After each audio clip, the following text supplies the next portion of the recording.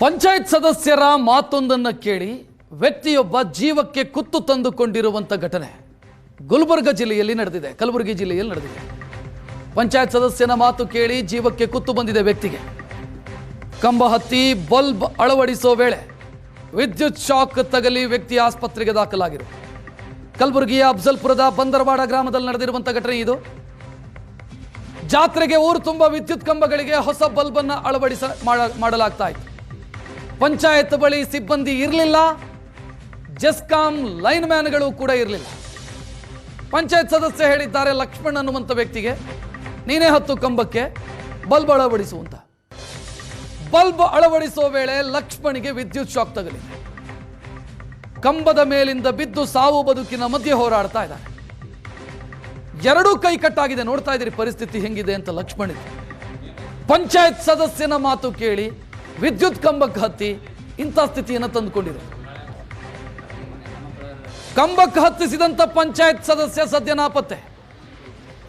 ಚಿಕಿತ್ಸೆಗಾಗಿ ಜಮೀನು ಅಡವಿಟ್ಟು ಸಾಲ ಮಾಡುವಂಥ ಸ್ಥಿತಿ ಲಕ್ಷ್ಮಣ್. ಪಿಡಿಒ, ಗ್ರಾಮ ಪಂಚಾಯತ್ ಅಧ್ಯಕ್ಷ, ಸದಸ್ಯ ಯಾರ ನೆರವೂ ಇಲ್ಲ. ಈಗ ಅವರು ಹೇಳಿದ್ರು ಅಂತ ಈ ಮನುಷ್ಯ ಪಾಪ ಕಂಬಕ್ಕೆ ಹತ್ತಿರೋದು ಬಲ್ಬ್ ಚೇಂಜ್ ಮಾಡೋದಕ್ಕೆ ಸದ್ಯ ಆಸ್ಪತ್ರೆಯಲ್ಲಿ ನರಳಾಡ್ತಾ ಇರೋದನ್ನು ನೋಡ್ತಾ ಇದ್ದೀವಿ. ಬಡಪಾಯಿಯೊಬ್ಬನನ್ನು ಬಲಿ ಕೊಟ್ಟಿದ್ದಾರೆ ಇಲ್ಲಿ ಪಂಚಾಯತ್ನ ಸದಸ್ಯರು.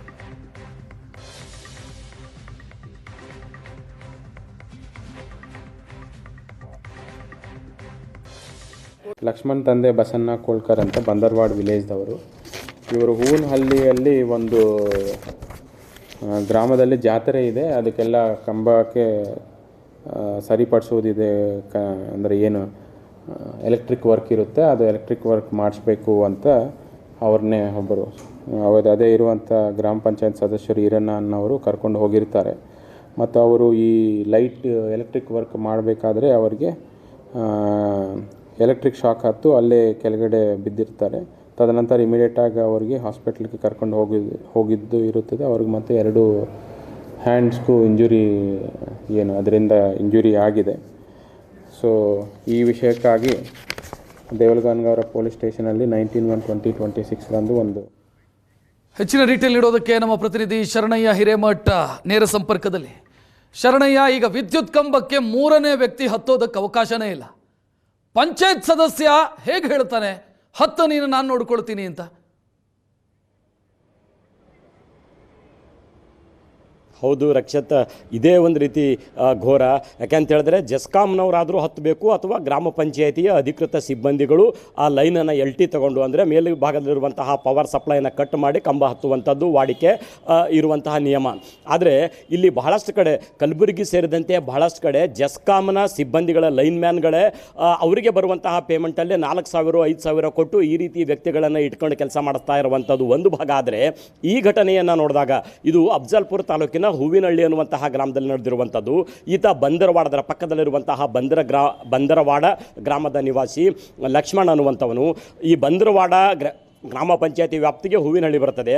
ಆ ಹೂವಿನಹಳ್ಳಿನಲ್ಲಿ ಜಾತ್ರೆ ಇತ್ತು ಅನ್ನುವಂತಹ ಕಾರಣಕ್ಕಾಗಿ ಇಡೀ ಗ್ರಾಮದಲ್ಲಿರುವಂತಹ ಬಹುತೇಕ ಬಲ್ಬ್ಗಳು ಕೆಟ್ಟಿದ್ದಾವೆ. ಅವುಗೆ ಹೊಸ ಬಲ್ಬ್ ಅಳವಡಿಸುವಂತಹ ಯೋಜನೆಯನ್ನು ಗ್ರಾಮ ಪಂಚಾಯತಿ ಹಮ್ಮಿಕೊಂಡಿದೆ. ಆ ಯೋಜನೆಯೇನೋ ಸರಿಯಾದಂಥ ಕೆಲಸವೇ, ಆದರೆ ಅವರು ಪ್ರಾಪರ್ ವೇನಲ್ಲಿ ಹೋಗಲಿಲ್ಲ. ಒಬ್ಬ ಲೈನ್ ಮ್ಯಾನನ್ನು ಕರೆಸ್ಬಿಟ್ಟು ಆ ಕೆಲಸ ಮಾಡಿಸ್ಬೇಕಾಗಿತ್ತು, ಆ ಕೆಲಸವೂ ಮಾಡಿಲ್ಲ. ಈರಣ್ಣ ಲಕ್ಷ್ಮಣ್ ಅನ್ನುವಂತಹ ಈ ಎಲೆಕ್ಟ್ರಿಷಿಯನನ್ನು ಕರೆಸಿ ಊರಲ್ಲಿರುವಂತಹ ಎಲ್ಲ ಕಂಬಗಳಿಗೆ ಹತ್ತಿಸಿ ಬಲ್ಬನ್ನು ಚೇಂಜ್ ಮಾಡಿಸುವಂಥ ಕೆಲಸ ಮಾಡ್ತಾರೆ. ಅವ್ರು ಹೇಳುವ ಪ್ರಕಾರ LTಯನ್ನು ತಗೊಂಡಿದ್ದಾರೆ, ಅಂದರೆ ಕರೆಂಟ್ ಸಪ್ಲೈಯನ್ನು ಕಟ್ ಮಾಡಿ ಕೆಲಸ ಮಾಡಿಸ್ತಿದ್ದಾರೆ ಅನ್ನುವಂಥದ್ದು ಅವ್ರ ಮಾಹಿತಿಯಾಗಿತ್ತು.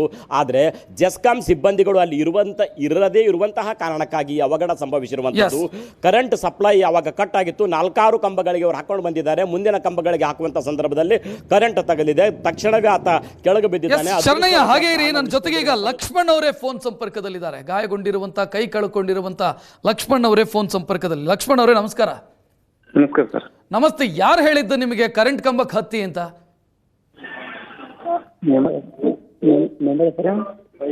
Iranna member sir. ಏನ್ ಹೇಳಿದ್ರು ನಿಮಗೆ ಈರಣ್ಣ ಅವರು? ಲೈಟ್ ಹಾಕ್ಲಿಕ್ಕೆ ಹೋಗ್ಬರಾಮ ನಡೀತಿ ಕೇಳಿದ್ರು ಸರ್.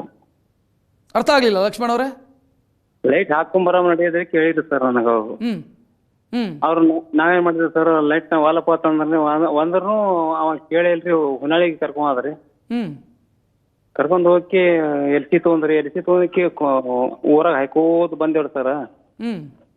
ಹಾಕೋದ್ ಬಂದ್ಗೆ ಇನ್ನೊಂದ್ 4 ಕೊಂಬ ಇದ್ರಿ ಸರ್ ಈ ಕಡೆ ಹೊರಗ ಹ್ಮ್ ಸಿದ್ದರಾಮೇಶ್ವರ ಗುಡಿ ಬಲ್ಲಿ 4 ಕೊಂಬ. ಈಗ ಲಕ್ಷ್ಮಣ್ ಅವ್ರೆ ನಿಮ್ಗೆ ಏನ್ ದುಡ್ಡು ಕೊಡ್ತೀನಿ ಅಂತ ಹೇಳಿ ಕಂಬಕ್ಕೆ ಹತ್ಸಿರೋದು ಅವರು? ಇಲ್ಲ ಸರ್, ಒಂದು ಕೊಂಬಕ್ಕ 50 ರೂಪಾಯಿ ಅಂತ ನಮಗೆ ಕೂಲಿ ಲೆಕ್ಕದಾಗಿತ್ತು ಸರ್. ಆ ಲೆಕ್ಕ ಮೇಲೆ ನಾವು ತೋತೀವಿ ಸರ್. ಹಂಗಾಗಿ ನಾವು ಒಂದೊಂದು ಕೊಂಬ ಹಾಕೋಬಹುದು ಬಂದ್ಗಳೇ ಒಂದು 20 ಕೊಂಬ ಆಗಿವಿ ಸರ್. ನಾವು 4 ರೂಪಾಯಿ ಇದ್ದು ಏರಿದೇವ್ರಿ. ಈಗ ಬಹಳ ಅಪಾಯದ ಕೆಲಸ ಇದು. ಜೆಸ್ಕಾಮಿಗೆ ಏನಾದರೂ ಮಾಹಿತಿ ಕೊಟ್ಟಿದ್ರ ಪಂಚಾಯತ್ನಿಂದ ಕನೆಕ್ಷನ್ ಕಟ್ ಮಾಡಬೇಕು, ಕರೆಂಟ್ ಕಟ್ ಮಾಡಬೇಕು ಅಂತ? ಅವನೇ ತೊಂದಿದ್ದು ಸರ್, ಅವನೇ ತೊಂದಿದ್ದು ಸರ್. ನಮಗೇನು ಗೊತ್ತಿಲ್ಲ ಸರ್ ಅದು ನನಗೆ. ಅವನೇ ತೊಗೊಂಡಿಕ್ಕೆ ಏರ್ ಕೊಂಬ ಏರಿದೆ ಸರ್, 4 ಕೊಂಬ ರೀ. ಈಗ ಏನ್ ಹೇಳ್ತಾರೆ? ಈಗ ನೀವು ಪಾಪ ನಿಮ್ಮನ್ನು ನೋಡಿದ್ರೆ ಬೇಸರ ಆಗತ್ತೆ, ಕೈ ಕಳ್ಕೊಂಡಿದ್ದೀರಿ. ಏನ್ ಹೇಳ್ತಾರೆ ಅವ್ರು ನಿಮ್ಮನ್ನು ಕಂಬಕ್ಕೆ ಹಚ್ಚಿದವರು? ಅವರು ಚರ್ಮನ ಸೆಕ್ರೆಟರಿ ಏನಂತಾರೆ, ನಾವೇನು ಹೇಳಿಲ್ಲಪ್ಪ ನಿನಗ, ಅವನಿಗೆ ಹೇಳಿನಂತಕ್ಕೆ ಅಂತಾರೆ ಸರ್ ಅವರು. ಈಗ ನನಗೆ ಏನೋ ನನಗೆ ಹೇಳ್ಯಾನ್ರಿ ಸರ್. ಅವನೇ ಬಂದು ಅಡ್ಮಿಟ್ ಮಾಡಕ್ಕೆ ಒಂದು 10-15 ಸಾವಿರ ರೂಪಾಯಿ ಕೊಟ್ಟಕ್ಕೆ ಪರಾರಾಗ್ಯಾನ ಸರ್ ಅವ. ಈಗ ಎಷ್ಟು ದಿನ ಆಯ್ತು ನೀವು ಆಸ್ಪತ್ರೆಯಲ್ಲಿ ಲಕ್ಷ್ಮಣ್ ಅವರೇ? 1 ತಿಂಗಳಾಯ್ತು ಸರ್. ಎಷ್ಟಾಯ್ತು? ಬಿಲ್ ಎಷ್ಟಾಗಿದೆ? ಏನ್ ಹೇಳ್ತಾರೆ ವೈದ್ಯರು? ವೈದ್ಯರು ಈಗ ಡಿಸ್ಚಾರ್ಜ್ ಮಾಡ್ತೀನಲ್ಲಕತ್ತಾರ ಸರ್. 1 ತಿಂಗಳಾಯ್ತು, 6 ಲಕ್ಷ ಬಿಲ್ ಮಾಡ್ಯಾರ ಸರ್ ಈಗ.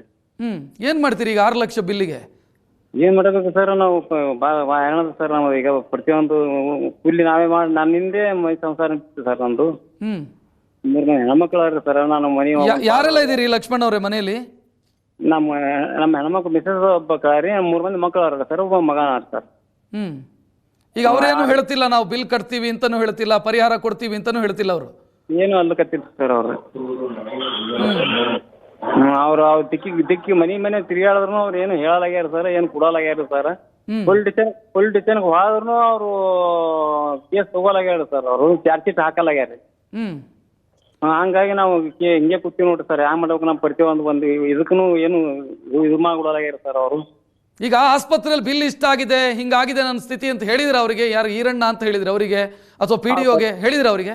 ಇಲ್ಲ ಸರ್, ಅವ್ರ ಪತ್ತೆನೇ ಇಲ್ಲ ಸರ್. ಅವ್ರು ಯಾರು ಭೇಟಿನೇ ಆಗಿಲ್ಲ ಸರ್ ಅವರು. ನಾವಿಲ್ಲಿ ಆಸ್ಪತ್ರೆಯಲ್ಲಿ ನಾವೇ ಸರ್, ಅವ್ರು ಭೇಟಿನೇ ಆಗಿಲ್ರಿ ಸರ್. ಅವ್ರು ಇಲ್ಲಿ ಬಂದು ನೋಡಿಲ್ರಿ ಸರ್ ಯಾರು ಒಬ್ರು. ಹಿಂಗಾಗಿ ಹಿಂಗೆ ಕೂತೀವಿ ಸರ್ ನಾವು.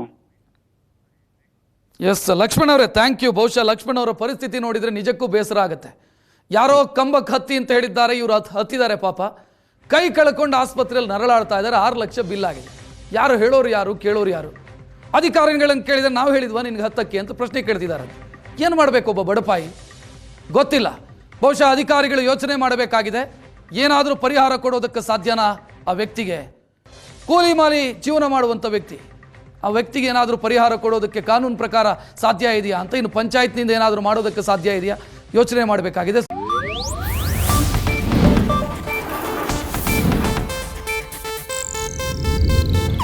ಇದು ಏಷ್ಯಾನೆಟ್ ನ್ಯೂಸ್ ನೆಟ್ವರ್ಕ್ ಪ್ರಸ್ತುತಿ.